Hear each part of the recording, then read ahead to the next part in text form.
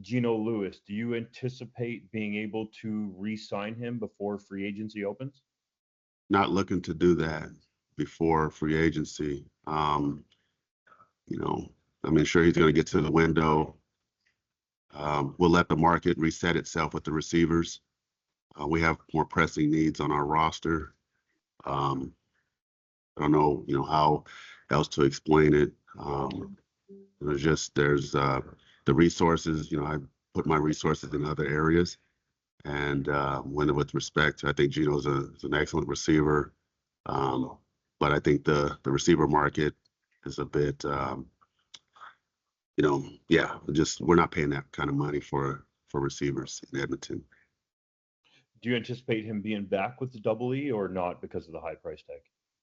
I don't know what his price tag is going to be. We're going to see what the market sets for him, Justin. If someone is interested in that ticket, then more power to them. We have other areas on our roster that will help us improve the roster that we have to address. Um, I mean, each team does their own thing and where they choose to allocate their resources. Um, there's no way I even remotely think about allocating that much of our cap to that position. And I played it. So, get me wrong. Like I do respect and appreciate the position, but there's no way that, not at least not while I'm in Edmonton, that we're going to even come close to those numbers. He made $320,000 in 2024, which has been well documented. Would he have to get down to, like, let's say the $200,000 level for you to entertain it? Are you his agent? I'm It's got- no, I'm not, I'm not going to get into discussion of where it needs to get to. We're going to see where that's the beauty of free agency, Justin, is that the market will dictate where the value of the receivers are. I I just can tell you, just as I'm looking at you on the screen, as honest as I've always tried to be with the media, whether it's been, perceived as negative or positive, there's no way that, I'm investing that kind of money into that position uh, this year. That's just, I'm trying to get a sense of when you say that kind of money, what it is, because going back to last year, you let Tim White and the market sort of settle itself out and brought him down from a higher price tag. So is there sort of a dollar value in your head?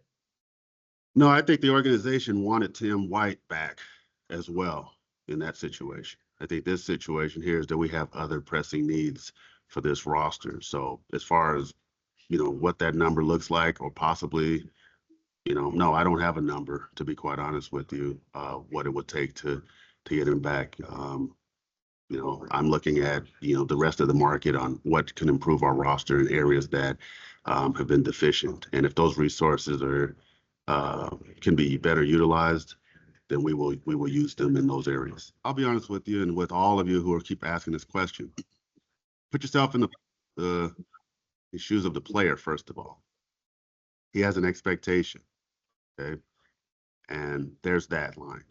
And then put yourself in the shoes of the organization, myself, okay. Am I best to insult a player who's used to making a certain amount of money by putting out what I have allocated for that position, or am I best served to allow the market to dictate so he can get a sense of what his value is to the rest of the league, and then have the negotiation as far as talking dollars? Because at least the numbers that I'm speaking about, or could be speaking with him about, are relatively close to, the rest of the market. If in fact the market is something that I want to participate in.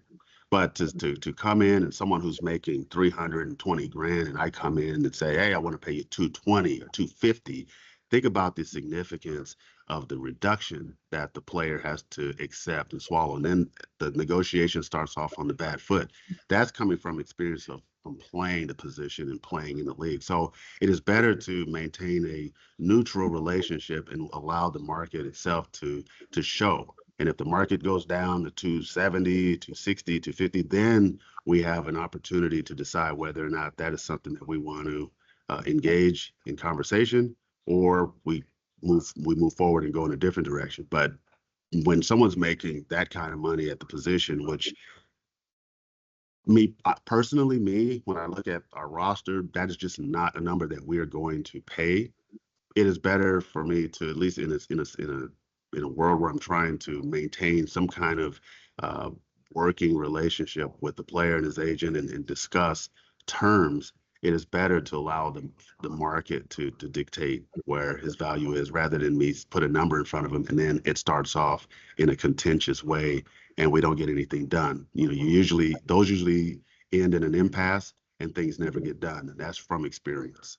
I don't know Gino Lewis at all, and you have to think that those situations that you speak of, a lot of the teams have a relationship. They have a working relationship with their players, that they can approach them in that way. Where I'm coming in, I I don't even think I've shook his hand on the field post game or pre-game, so I don't know him at all, or his agent. So I'm saying the strategy that I prefer to take in this instance is to allow the market to to show what is true value is.